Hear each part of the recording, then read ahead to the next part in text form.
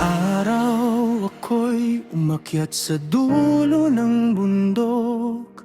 Bit-bit ang kaba, puso kong nalilito at sabik, sa pag-asa na makita ang dalagang hinahangad. Sa piling ng pamilya niya, ako'y nanginginig sa lakad. Hangin ay malamig, pero init ng damdamin. Sa bawat hakbang ko, ikaw ang laging isipin. Hindi ko alam kung ako ba'y papayagan, pero handa akong ipaglaban ang tunay na nararamdaman. Kinausap ko kanyang ina, kamay ko'y nanginginig. Puno ng hiya, ngunit puso'y nagpupumilit.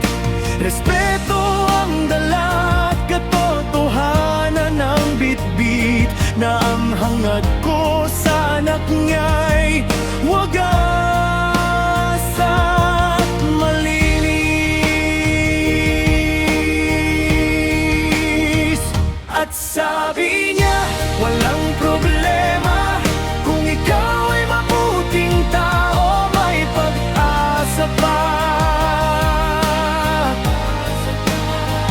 Parang bituin na biglang nagliwanag sa mata ko.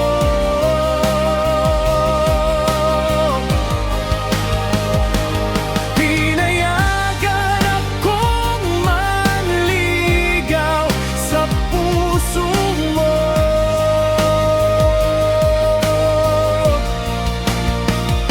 Pangako ko'y dahan-dahan, walang pagmamadali.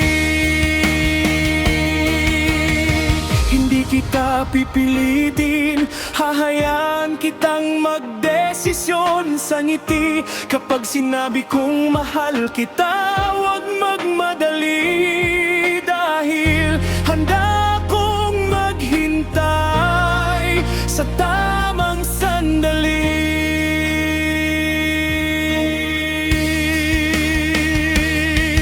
Tumingin ako sa'yo, nanginginig ang boses ko. Hindi perpekto ang salita, pero totoo ang puso ko. Dadaan ako sa tamang paraan.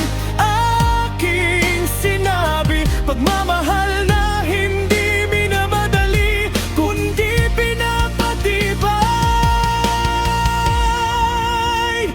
Kung sakaling ako'y tanggihan, ako'y hindi susuko, dahil ang tunay na pag-ibig marunong magtiis at totoo. Sa bawat araw na darating, ikaw pa rin ang inspirasyon. Sa bundok ng pag-ibig, ikaw ang aking direksyon.